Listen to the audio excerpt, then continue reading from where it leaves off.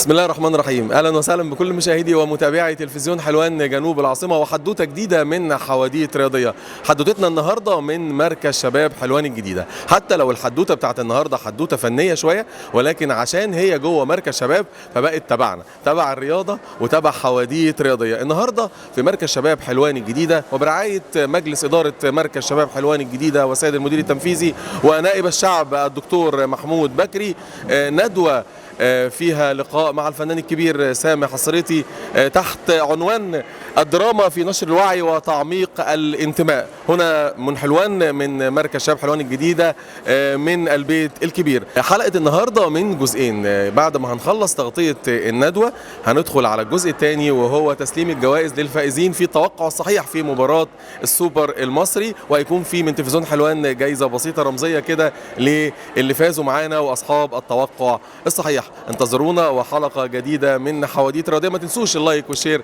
وتفعيل الجرس عشان يوصلكم مننا كل جديد. انتظرونا وحلقة قوية وتغطية جميلة لأحداث وكل ما يدور داخل حلوان. انتظرونا ولكن بعد الفصل.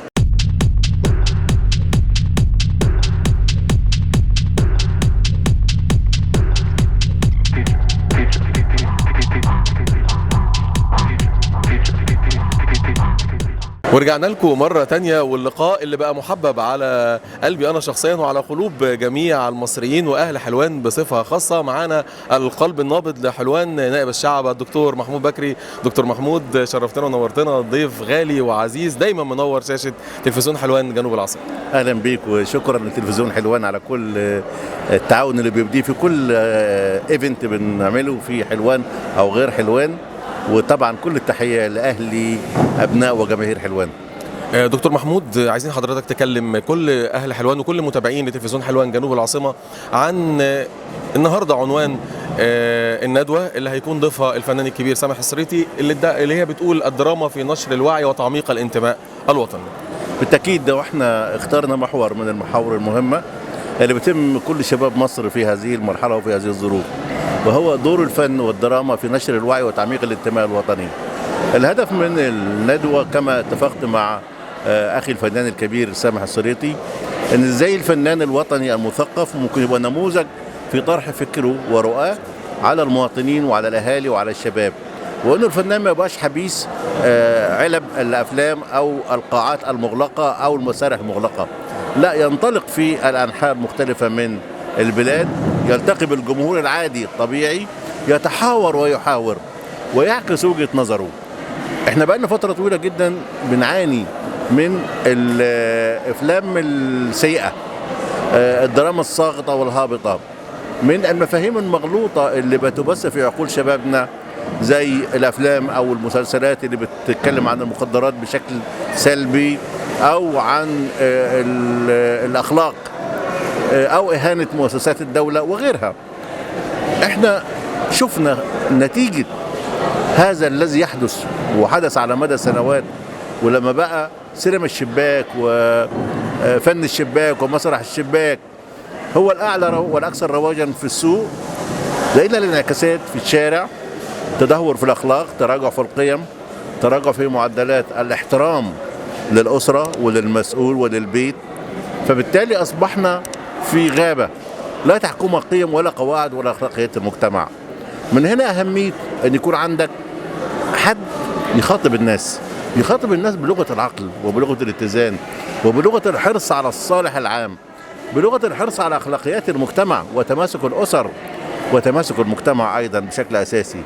علشان كده موضوع الندوة النهاردة هو إزاي إحنا ممكن يبقى الحوار بناء، ما يبقاش إحنا قاعدين في الشارع ونسمع والناس ماشية في الشارع وتسمع ألفاظ ساقطة من الشتائم، الإساءات والبذاءات، حتى الغنى النهارده أصبح أغاني المهرجانات اللي احنا بنسمعها دي، هذه لا تمثل، لا فيها غنى، لا فيها كلمة، ولا فيها لحن، ولا فيها أداء، ولا فيها شكل كمان. يعني كل معايير الكلمة غائبة.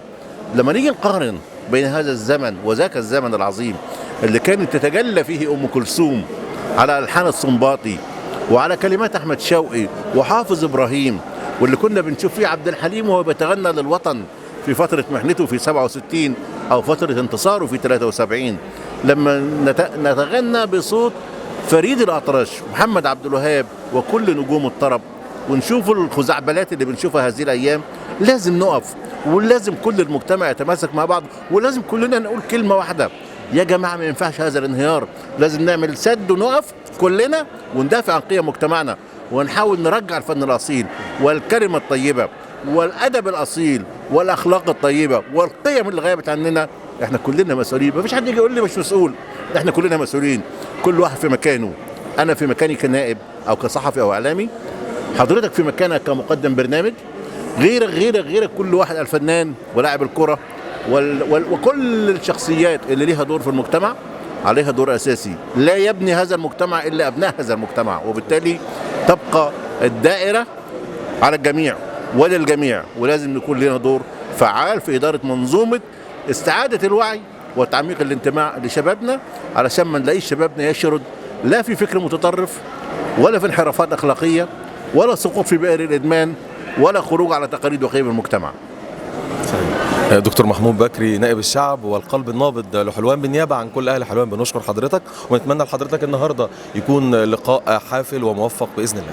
شكرا ليك، شرفتنا. شكرا. ورجعنا لكم مرة تاني كل مشاهدي ومتابعي تلفزيون حلوان جنوب العاصمة، ومعانا ومعاكم النهاردة مفاجأة تلفزيون حلوان وضيف حلوان الفنان الكبير الفنان سامح الصريتي.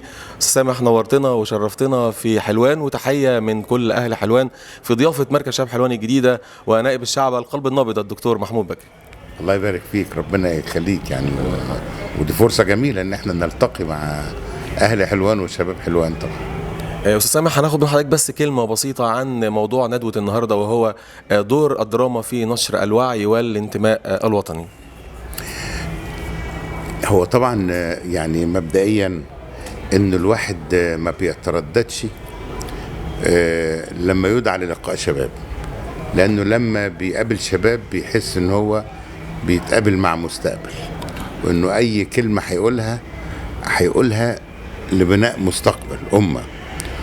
ولما تكون الدعوة دي من، اسمح لي أطلق عليه يعني خادم حلوان، إنه في كل خطواته همه الأول حلوان، وإن تبقى حلوان وشعب حلوان وأهل حلوان وشباب حلوان، الأستاذ محمود بكري. فطبعا وصديق عمر وعشرة طويلة، طبعا الواحد ما يقدرش يتأخر، فبقيت جاي كسبان من ناحيتين، يعني جاي لصديق وأخ وعزيز وعطاء، يعني خادم للشعب والمنطقة، وجاي لناس يعني أنا بسعى دايما ليهم، هم الشباب على وجه التحديد يعني. فهنا احنا بنتكلم على الحمد لله وفضل من ربنا ان شعب مصر بشكل عام بعيدا عن الاستثناءات هو بيتمتع بالانتماء، يعني من وسط كل شعوب العالم. الواحد لف وشاف، وهم بيحسدوا شعبنا وبيحسدوا شبابنا على انتمائه لمصر، وانه ممكن يكون مقصر، ممكن بس اذا حد مس مصر بكلمه تلاقيه على طول تحول.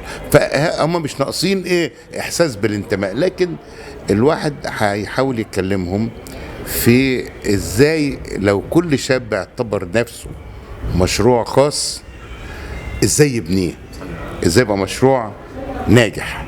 فهنتكلم هيبني ايه في الرياضة، العلم، الفن والثقافة بشكل عام، يعني ازاي كل شاب يعتبر نفسه مشروع خاص وهيقدر يبنيه ويعمل مشروعه مجانا، من غير بقى ما يجيب مهندسين يخططوا له، ومن غير ما يعمل دراسة جدوى، ومن غير اي حاجات مكلفة، لانه هو القوة الحقيقية لأي بلد هو المواطن. فلو كل مواطن سوي، يعني تأكد ان ان الوطن هتقل مشاكله كتير جدا جدا، وهيبقى دايما وطن للأمام يعني. فناننا الجميل الاستاذ سامح السريطي، بنشكر حضرتك على اللقاء الصغير دوت، ونتمنى من حضرتك وعد ان ده ما يكونش اللقاء الاخير لكل اهل حلوان. طبعا احنا في وجود القلب النابض لحلوان الدكتور محمود بكري متاكدين ان هيبقى فيه الكثير والكثير لاهل حلوان، ولكن نتمنى من حضرتك توعدنا ان ده ما يكونش الزياره الاخيره لحلوان. لا، اوعدوني انتم انكم تدعوني دايما للقاء شباب حلوان. طب متشكر. فناننا الجميل الاستاذ سامح السريطي، شرفتنا ونورتنا في حلوان، وشرفتنا امام عدسه تلفزيون حلوان جنوب العاصمه. الله يبارك فيك ويا رب يجعلكم دايما سند قوي للاعلام المهني الصادق اللي بيعبر فعلا عن الناس وبيكون في خدمتهم وفي خدمه المعلومه الصادقه. شرفتنا فندم. واصبح المجتمع الراقي اللي كنا بنشوفه في الخمسينيات والستينيات، الزوج وزوجته قاعدين باحترام ورقي بيشوفوا حفله لام كلثوم، لقينا نوعيات بتتنطط على المسرح ونوعيات بتتنطط على الترابيزات وعلى الكراسي تتقافز كالقرود. بقى ده فن، بدا يصير فن. المسؤوليه هنا السؤال وانا هطرحه على الفنان الكبير وبرضه اجابته لما يجي وقت حديثه: من المسؤول عن كل ذلك؟ وكيف نستعيد مرة أخرى أجيالنا في ظل حروب السوشيال ميديا وحروب الجيل الرابع والخامس، إزاي نرجعهم لحظيرة الوطن، لحديقة الوطن، إزاي يرجعوا أولادنا يتعاملوا باحترام مع والدتهم، إزاي يسمعوا أغاني نظيفة، إزاي المدرس والطالب يكونوا أصدقاء ولكن عن حب، الخوف والاحترام. مش بقول خوف بمعنى كلمة خوف، خوف والاحترام، هيبة المدرس، هيبة المعلم كده نستعيدها. واحنا عندنا هنا 2 من مديري الادارات التعليميه مشرفينا ومنورينا في هذا المكان، وعدد من مديريات المدارس ومدير المدارس منورينا ومشرفينا. محتاجين كل المجتمع يشتغل. انا ما بقولش ان الفن لوحده ولا الدراما لوحدها، المدرسه والبيت والمسجد والكنيسه والثقافه والاعلام والتعليم كل حاجه مطلوب كلنا نشتغل. دي مش بلد حد، دي بلد الجميع، بلدنا كلنا. لو عايزين ننهض بولادنا وشبابنا واهلنا وناسنا لازم كل واحد في مجال عمله يشتغل لخدمه المجتمع. في النادي، في مركز الشباب، وانا بالمناسبه عايز احيي مركز الشباب غرب حلوان وادارته، لانه عودنا على الاعمال الراقيه، يستضيف الاعمال الراقيه. ويمكن كل الموجودين في مجلس الاداره ومدير المركز والسيد رئيس مجلس الاداره كابتن محمد سعيد يعني بنفتقده، لكن اسمحوا لي ان انا اوجه تحيه خاصه لشاب متميز جدا دينامو في هذا المكان، عمرو عامر. زي النحله لما كلمه حاجه يقدر يلف زي النحله لغايه ما ينجزها. فكل التحيه لمركز شباب حلوان الجديده غرب حلوان، وكل التحيه لحضراتكم وتشريفكم، وكل التحيه والتقدير والاحترام والاجلال والواثق ان احنا النهارده هنستمتع بندوه غير مسبوقه مع نجمنا وفناننا القدير الاخ الفاضل والعزيز الاستاذ سامح السريطي. بسم الله الرحمن الرحيم. اسمحوا لي الاول اني اتوجه بالشكر لصديقي واخي الدكتور محمود بكري على دعوته لي للقاء المحبوب الاول لاي فنان وهو الجمهور. فلما بتيجي فرصه للقاء مباشر بالمحبوب اكيد لازم نشكر السبب، وخاصة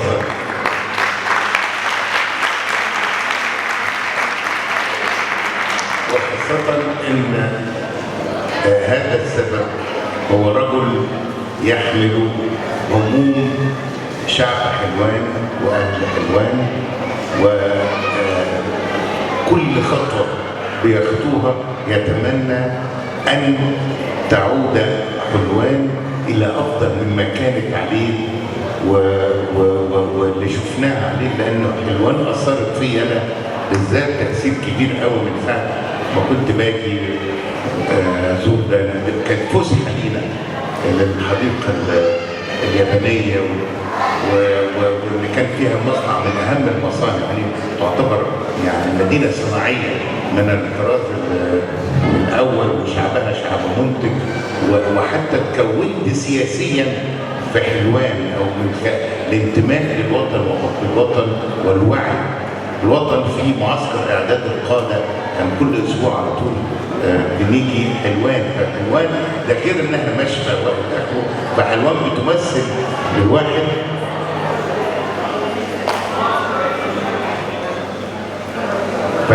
بتمثل للواحد قيمه كبيره جدا لما بيلاقي حد حريص على ان حلوان تستعيد مكانتها اللي تستحقها، اكيد لازم يتوجه ليه بالشكر. اسمحوا لي اني كمان اعبر لكم عن سبب سعادتي لوجودي النهارده هنا. ان انا كنت جاي متوقع ان انا هلاقي شباب، مركز شباب، فهلاقي شباب، وشبابنا هم المستقبل. وكنت سعيد جدا ان انا هتكلم مع المستقبل، مستقبل مصر. لكن سعادتي النهارده اكتر لما لقيتني قاعد امام صناع هؤلاء الشباب ومصنع الرجال، وهي المرأة المصرية اللي شايفة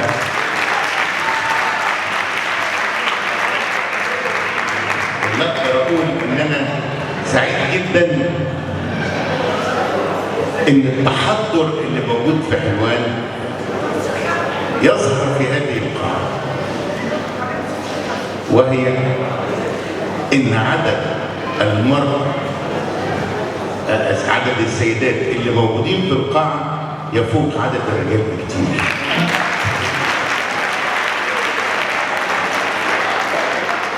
بس في نفس الوقت انا بحسد الرجال لانهم قاعدين في وسط اجمل سيدات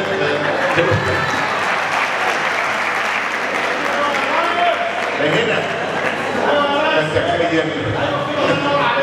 فتخيل ان انا هتوجه بكلامي النهارده الى مصنع الرجال في حلوان. الرجال يعني الانثى والذكر، لما بنقول رجال شيء حاجه عظيمه. وعلى طول معروف كده انه اذا صلحت المراه صلح المجتمع، واذا فسدت المراه فسد المجتمع.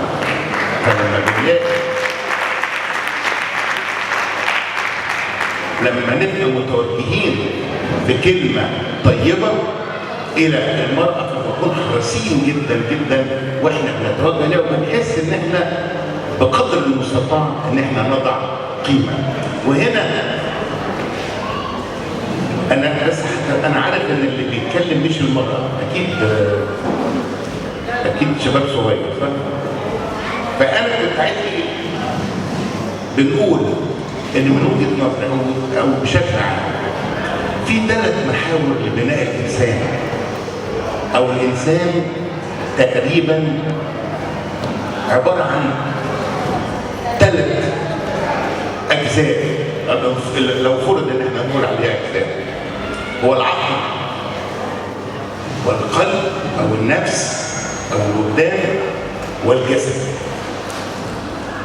لغه العقل هو العلم، ولغه النفس او القلب او الوجدان هو الفن الجمال، ولغه البدن او الجسد هي الرياضه. وبالتالي لو احنا حريصين على ان احنا ننشئ ابنائنا واحنا بنغذي ال3 دول، نغذي العقل بالعلم، ونغذي الوجدان بالفن بكل الوانه، ونغذي الجسد بالرياضه. وهنلاقي سيدنا رسول الله عليه الصلاه والسلام بيحثنا على ذلك لما قال عليه الصلاه والسلام: من سلك طريقا يطلب به علما سهل الله له طريقا الى الجنه. اذا وانت بتبني وانت بتحط لابنك وانت بترسخ فيه قيمه العلم وبتسهله له، شوف بيسهل له هو وبيسهل لك انت طريق الى الجنه، وفي نفس الوقت بيخلق انسان سوي اشبعنا فيه جزء او غزلنا فيه جزء. الجزء الثاني هو ايه؟ الفن او الجمال او الترفيه والتوريح.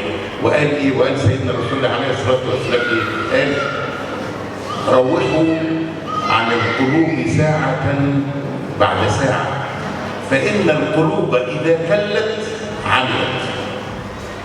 إذا وأنت بتسمع موسيقى راقية وأنت بتتفرج على فن راقي، أنا عايز الطفل ده يسكت باباه اللي بيعيط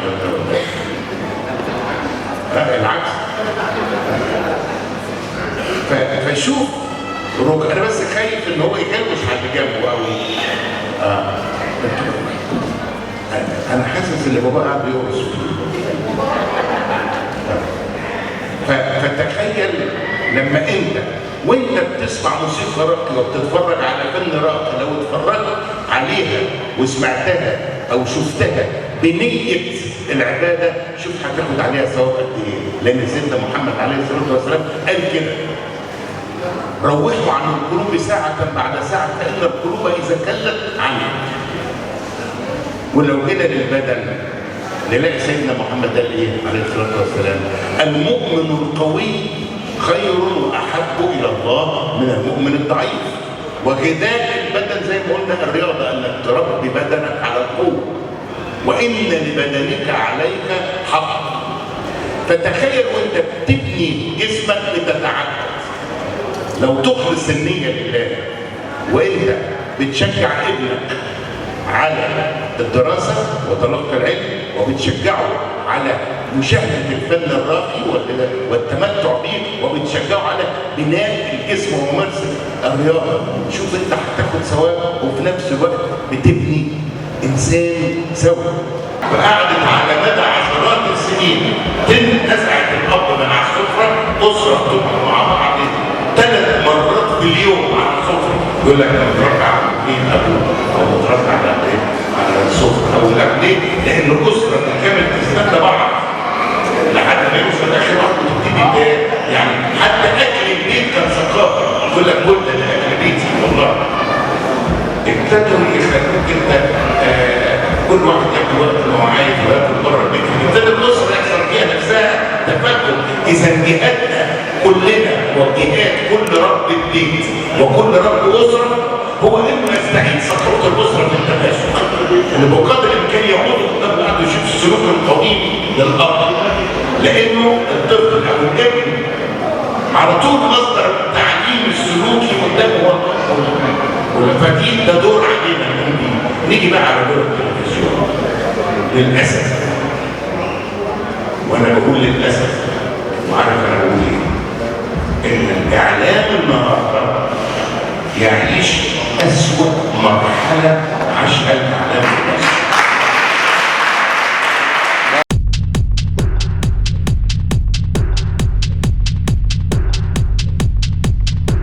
ورجعنا لكم مرة تانية كل متابعي ومشاهدي حواديت رياضية، والجزء الثاني من حلقة النهاردة. وزي ما وعدناكم هيكون معانا الفائزين وأصحاب الحظ السعيد وأصحاب التوقع الصحيح في مباراة السوبر بين الأهلي والزمالك. ومعانا ومعاكم النهاردة ضيف غالي وعزيز على قلبي أنا شخصيا، الكابتن جمال حرمش. كابتن جمال، شرفتنا ونورتنا، أول مرة ضيف على تلفزيون حلوان جنوب العاصمة. الله يبارك فيكم، متشكرين جدا، وأنا بشكر التلفزيون وبشكر حضرتك، وأول مرة وأتشرف بيكم ان انا معاكم ان شاء الله. استاذ جمال، قول لنا بقى التوقع اللي انت توقعت ان النادي الاهلي يفوز على نادي الزمالك 2-0 في التوقيت اللي كان فيه اغلبيه الناس بتقول انه الزمالك احسن، او الفتره اللي فاتت كان هو متسيد شويه وخد بطولتين محليتين وكسب النادي الاهلي. اللي خلاك قلت النادي الاهلي هيكسب؟ لا، هو اصل ده النادي الاهلي في الاول، في اول مصر، الاهلي اول الوطن العربي، افريقيا، بتنافس مع انديه عالميه. فالتوقع انا كنت متوقع 1-0، ولكن جيت في اخر لحظه قلت 2-0. انا قلت 1-0 على اساس ماتش الاسماعيلي وماتش اسوان كان النتيجه 1-0، فقلت اتوقع 1، لكن جيت على اخر لحظه غيرت رايي 2-0. وبعدين الثقه في النادي الاهلي، ثقه في جمهور النادي الاهلي، في اداره النادي الاهلي، في لعيبه النادي الاهلي. حتى احنا لو كنا وحشين بنكسب الزمالك.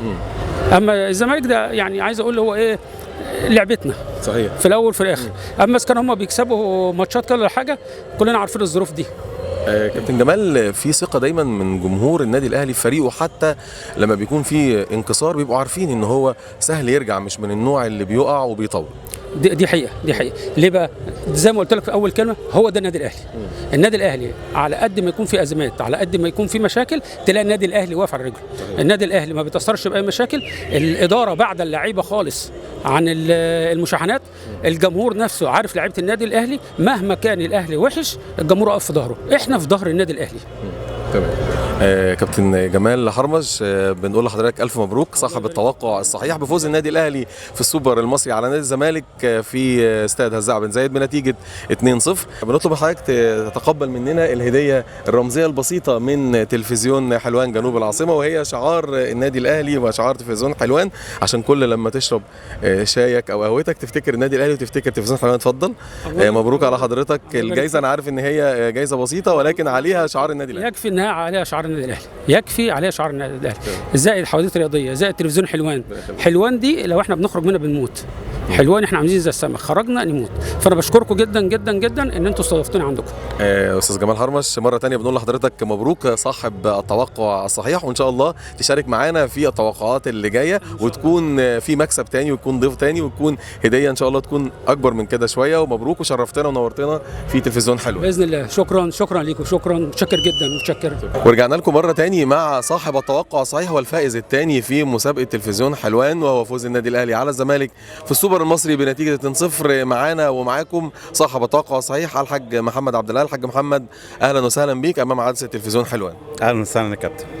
قول لنا بقى الاول، ايه اللي خلاك توقعت فوز النادي الاهلي بنتيجه 2-0 في التوقيت اللي كان فيه نادي الزمالك كل الناس شايفه انه كان هو الاقرب للفوز، وكان عامل نتائج وريكورد على النادي الاهلي في الفتره الاخيره؟ والله احنا تعودنا دايما من النادي الاهلي ان مهما يمر بكبوات لازم الكبوه دي بتعدي وبتنتهي، والحمد لله الاهلي كان دايما انتصاراته اكتر من كبوات اللي كان بيمر بيها. تمام. عرفنا الاول باسمك حبيبي. محمود محمد عبد العال. محمود، توقعت زي بابا فوز النادي الاهلي ولا كان ليك راي تاني؟ انا كان ليا راي ان 2-0 للزمالك. ولما بابا كسب بقى عملت ايه؟ عيط. هو انت زملكاوي؟ انت زملكاوي، يعني كنت متوقع ان الزمالك اللي هيفوز؟ يعني بابا طلع هو اللي صح، نقول له مبروك بقى. مبروك. واحنا كمان امام تلفزيون حلوان بنقول لحضرتك مبروك، وهديه دي بسيطه رمزيه من تلفزيون حلوان. شكرا يا كابتن. مره شكرا يا كابتن. اتفضل. دي حاجه بسيطه من تلفزيون حلوان عليها شعار النادي الاهلي، دي تعتبر بالنسبه لك اجمل حاجه، وكمان تلفزيون طبعًا. حلوان. طبعًا. مبروك يا حاج محمد، صاحب التوقع الصحيح. انا عايز اقول بس لكل واحد زملكاوي، لاحمد وعمر وابني محمود، ان شاء الله الاهلي قادم قادم قادم، والاستاذ محمد قاسم المحامي برضو الاهلي قادم قادم قادم، والزملكاويه خلوا بالكم من نفسكم الايام اللي جايه. مبروك صاحب التوقع الصحيح، وان شاء الله تشارك معانا في التوقعات اللي جايه وتكسب معانا مره واثنين وثلاثه. شكرا يا كابتن، وفرصه سعيده ان قابلت حضرتك. شكرا جزيلا لكل مشاهدي ومتابعي تلفزيون حلوان جنوب العاصمه وبرنامجكم الرياضي حواديت رياضيه. يا رب تكونوا انبسطتوا معانا النهارده زي ما احنا انبسطنا في حدوته جديده من حواديت رياضيه. غطينا في الجزء الاول من الحلقه الندوه اللي كان ضيفها الفنان سامح الصريطي بدعوه كريمه من نائب الشعب والقلب النابض لحلوان الدكتور محمود بكري في ضيافه مركز شباب حلوان الجديده. والجزء الثاني من حلقه النهارده كان تسليم الجوائز للفائزين في اصحاب التوقع الصحيح في مباراة الأهلي والزمالك السوبر اللي فاز بيها النادي الأهلي اللي كانت في استاد هزاع بن زايد. يا رب تكونوا انبسطتوا معانا النهارده، ويكون حلقة خفيفة على كل جمهور حواديت رياضية. ما تنسوش اللايك والشير وتفعيل الجرس عشان يوصلكم مننا كل جديد. انتظرونا وحلقة جديدة وتغطية جديدة وحدوتة جديدة من حواديت رياضية، وإلى اللقاء.